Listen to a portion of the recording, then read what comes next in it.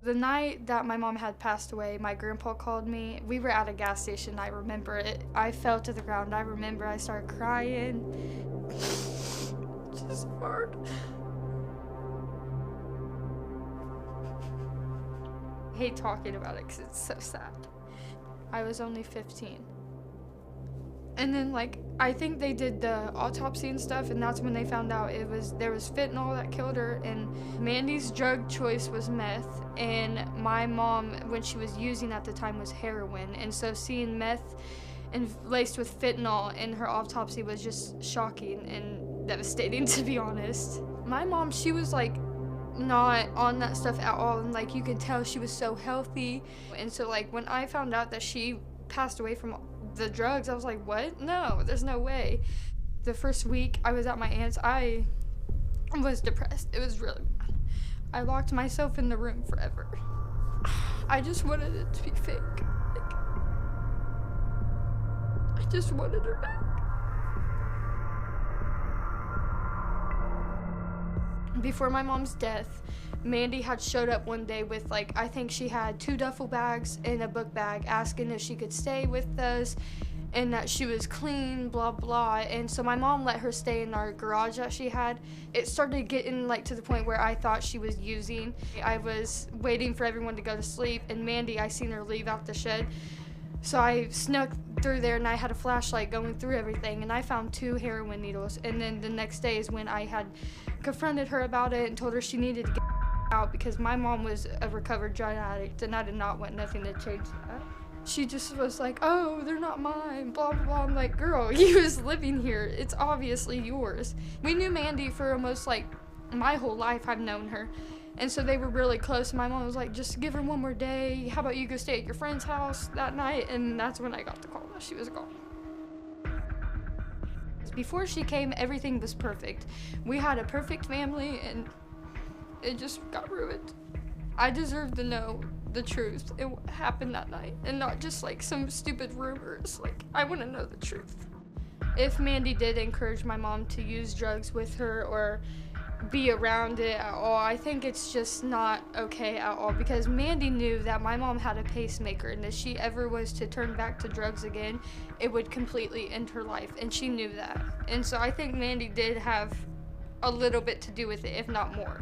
Mandy needs to know that she can't just like keep hiding all the truth about what happened, and it just all needs to come out, and we all deserve to know what happened, and she don't need to sit here and lie anymore because we're tired of it. I'm gonna miss her hugs and her voice and just her telling me everything's gonna be okay. We had plans for my 17th birthday. She couldn't make it because of this. And she's gonna miss my sisters getting older. It's just sad because my sisters don't deserve this. They have to grow up without a mom over something that was so stupid and was made like a terrible mistake. It's just not okay. Do you believe Mandy had something to do with your sister's death? I do, definitely. Like Madison said, my sister had been sober for 2 years, over 2 years. She was fine until Mandy showed up at her house. I didn't even realize Mandy was living in my sister's garage until the day after my sister passed away. But Mandy's story has changed. Like, 1 minute, Mandy was the last one to see my sister alive. The next minute, Mandy's saying that my sister passed away in her arms. And the day after my sister passed away, Mandy swore that she knew that there was no way possible that my sister could have been on drugs. And then come to find out she was. Mandy blocked Madison from Facebook, from being able to message her. She didn't come to my sister's funeral. She said that we said that she couldn't come, but nobody ever told her that.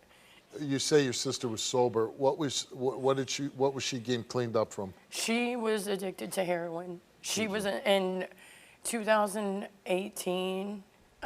She was in the hospital for months. She had sepsis from an infection from a dirty needle, I believe it was. But she had to have open heart surgery. She had a trach put in. And I know she fought to stay alive for her kids. And the heart doctors told her like, if you ever use again, you will die. There's no way around it. You will die. She thinks I did it. She thinks I gave her mom the drugs that killed her.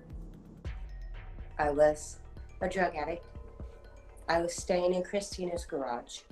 We were waiting on the other man in the house to get us some drugs.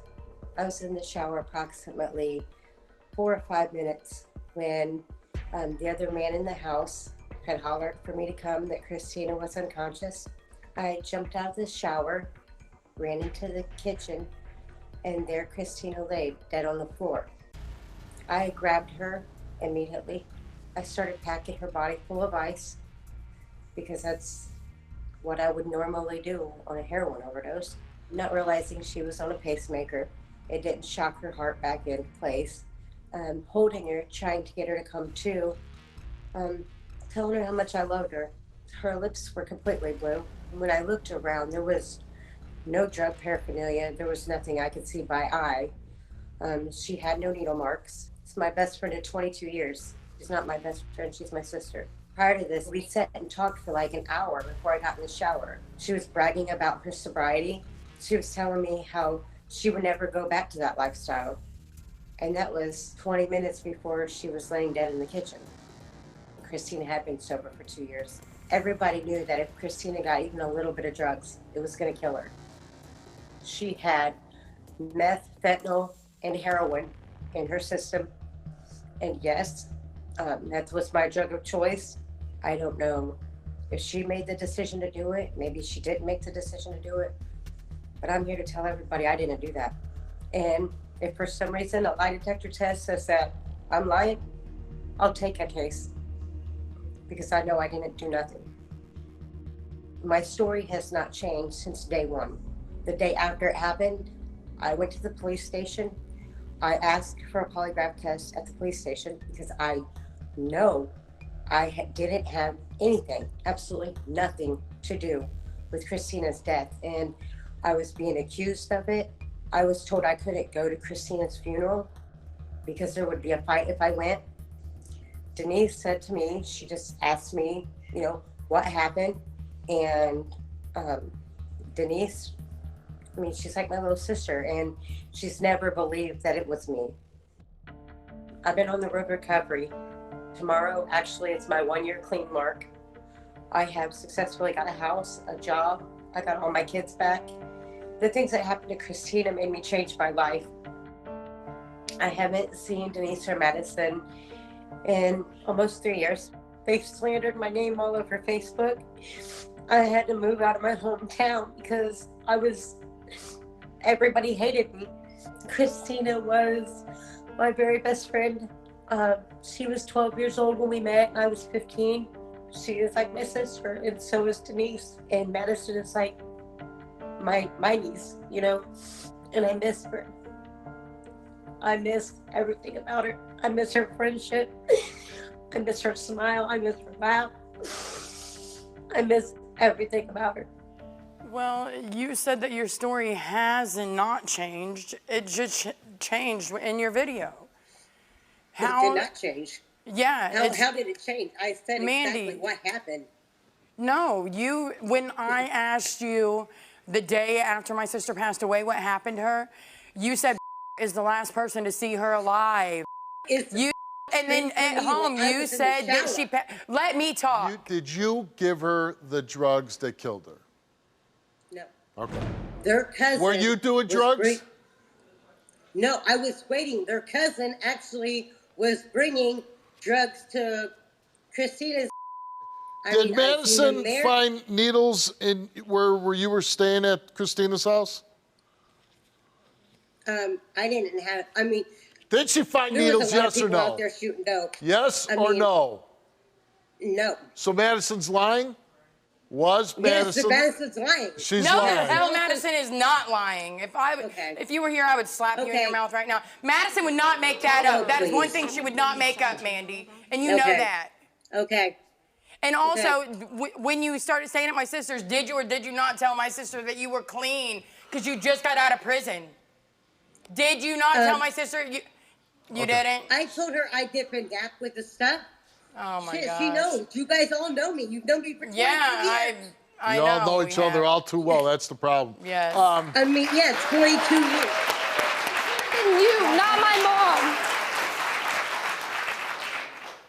You're all right. You're a pathetic liar. You know I got your face about it. It should have been you. It should have. You're pathetic. And I made a better decision. You're And pathetic. I made a better decision. You're pathetic. I'm not Christina. You're pathetic. I didn't Shut make up. that choice. I didn't make that choice, Madison. Shut up. I didn't. I love your mom. If you She want to, made you that brought choice. the I didn't make it drugs. for her. You brought the Are you drugs. gonna give her Waiting no on him to drugs? come. You brought the drugs. You had the drugs there. I I confronted didn't bring you the about the drugs. needles. Your cousin brought the You're drugs. dumb. Blame your cousin. You're so stupid. Blame your I cousin. confronted you about the Blame needles. your cousin. What do you think happened with your mom? The night or the day I seen needles in the garage and I had confronted Mandy. And that's where Mandy was Yes. I confronted Mandy about it, why she wants to sit there and say it's not true. I was literally face to face with her. My mom told me just to go stay at my friend's house tonight and she'll get her out by tomorrow. And then She wanted Mandy, she was going to kick Mandy Yes, out. because I told my mom Because Mandy you needed found to needles. go. Yes, and I was very mad about it because my mom was sober. Like there was no way I was going to let anything So you interfere. as a 17-year-old girl said, man, Mandy's got to get out of here because Yeah. she's going to get my mother down to pass Yeah, out. and she had 15 like at the four. time. She had like 4 dudes in and out of that garage. I'd watch her from like the kitchen window. One dude, another dude. Like it goes back and forth through the whole night. Mandy, because you had COVID, we couldn't give you the traditional lie detector test that we administer on the show.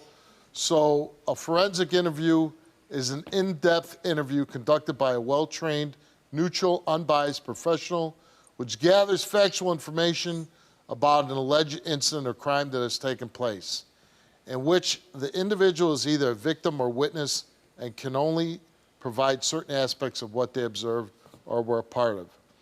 The forensic interviewer gathers as many facts as possible of the alleged incident through the interviewees only they could provide and is based on many factors.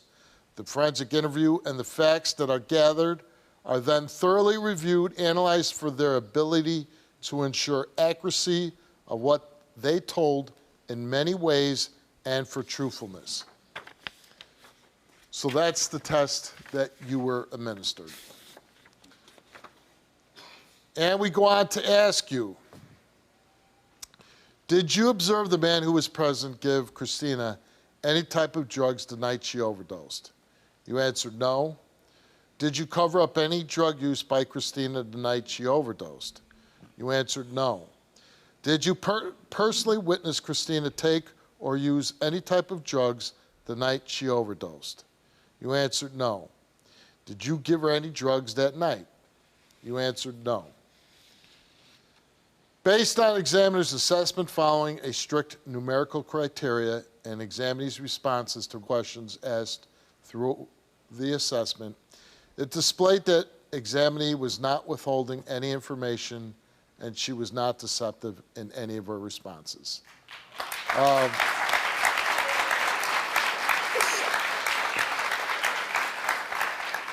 The cut scores are you need a +10 to pass, a -4 to fail, and Mandy was a +19. So she was truthful. Now, Can I say something to her? I'll give you a chance. Okay. It's nice that she was truthful, Yeah. but she was making bad I love decisions. her. Yeah. I don't doubt that. I'm sure you were, friends for a long time, you loved her. But that love wasn't enough to stop you from Bringing it up. stopping the drugs coming into the house. And that You're right. led to her death. Yes. Not that you caused right. the death, but a lot of times actions can lead to somebody's death. And the fact that Thank you. everybody knew that, Mandy, they all know that your mom's trying to recover, she is in recovery, and then they're all going to do drugs at her house. It has the pacemaker. It's terrible. It's yeah. I hope this helps you, that, you get some truth out of it. Right. But you said you want her out of your life. You Yeah. care not to see her anymore. But I am glad that you passed your test. I will say that. Anything you want to say, Mandy? All right.